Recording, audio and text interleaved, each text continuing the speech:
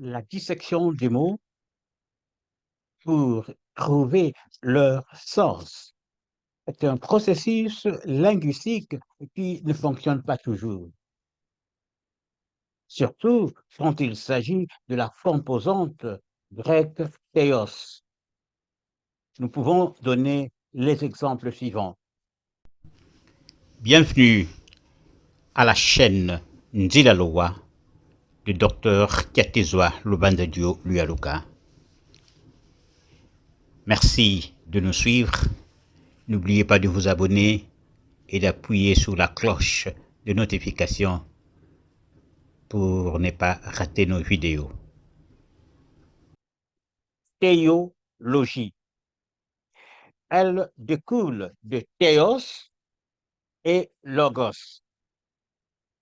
Mais en déduire que c'est l'étude de Dieu, cela est faux. L'être suprême, invisible, ne peut pas être étudié comme on étudierait une plante.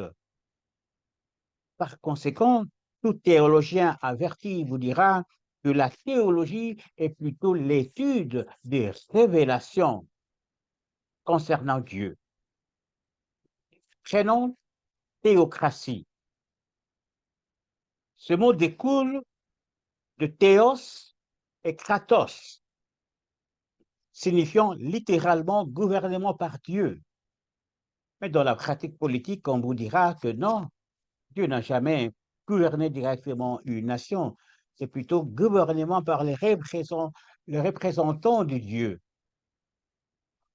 Par conséquent, nous devons nous garder d'inférer que le monothéisme veut dire littéralement l'existence d'un seul Dieu.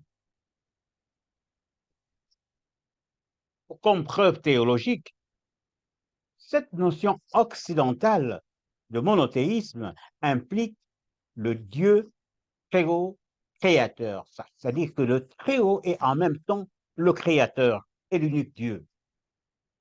Cela suppose l'existence d'une entité plus grande que Dieu, parce que il faut se poser la question où se produit la création. Si la création se produit en Dieu, c'est qu'au moment de la création, quelque chose en Dieu passe du néant à l'existence. Et donc Dieu change. Or, si Dieu change, il doit y avoir un principe de la mutabilité de Dieu, et ce principe doit être plus grand que Dieu, c'est-à-dire plus grand que l'être le plus grand possible, ce qui est impossible. Et si la création a lieu hors de Dieu, alors la création ajoutée à Dieu aboutirait à une entité plus grande que Dieu. Dans les deux cas, c'est impossible. Et donc, théologiquement, cette notion est fausse. Voyons maintenant la preuve biblique. Dans Colossiens, chapitre 1, verset 15, on dit « Le Fils est l'image du Dieu invisible, le premier-né, au singulier, de toute la création. » L'image du Dieu invisible est le premier-né de toute la création. Le Fils et le Dieu invisible sont donc deux entités différentes. Le Fils est appelé aussi le premier-né. Ainsi, le Fils, cette expression, peut être le Christ, Jésus ou le Créateur. Alors, pour distinguer ou pour arriver à la précision, prenons l'Épître aux Hébreux, chapitre 12, verset 23. Là, l'expression premier-né est au pluriel. Et donc, le premier-né peut être le Christ, parce qu'il n'y a qu'un seul Christ. Le premier-né, ça ne peut pas être Jésus, parce qu'il n'y a qu'un seul maître chrétien. On arrive donc à la conclusion que le premier-né, cette expression de Colossiens, désigne le Créateur.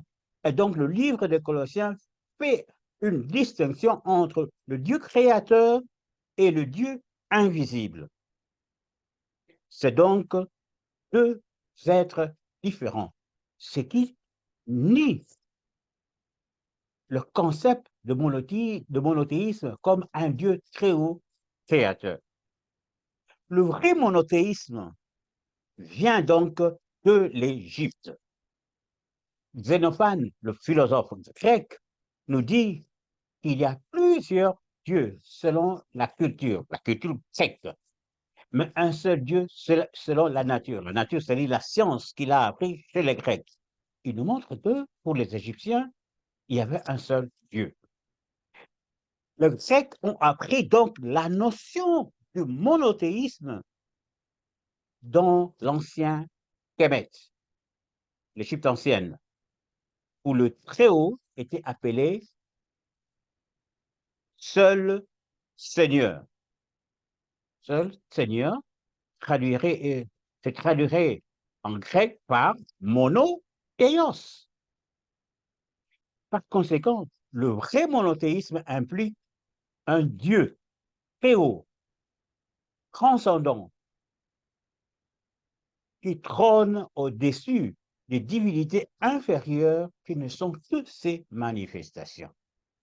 Et c'est ça le monothéisme des Africains.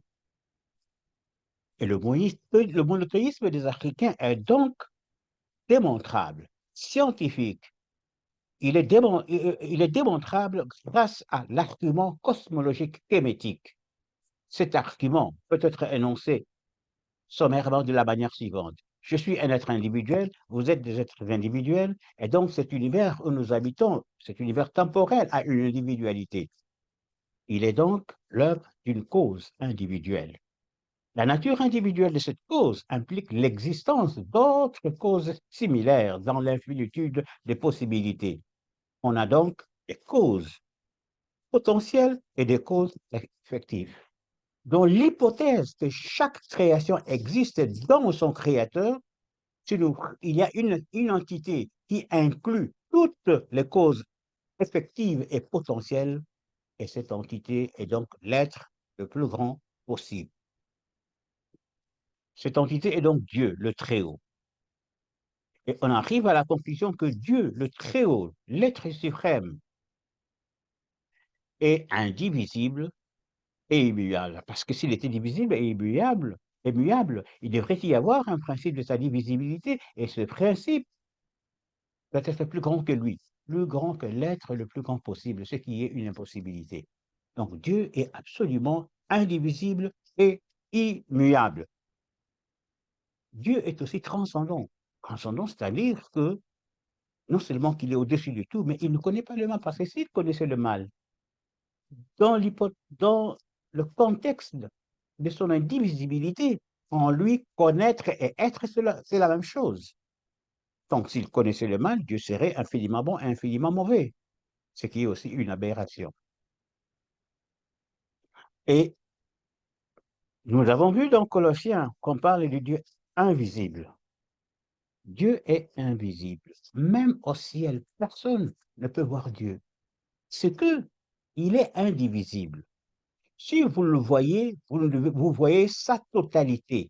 Mais si vous voyez sa totalité, Dieu devient fini. Voilà pourquoi Dieu demeure et demeurera toujours invisible.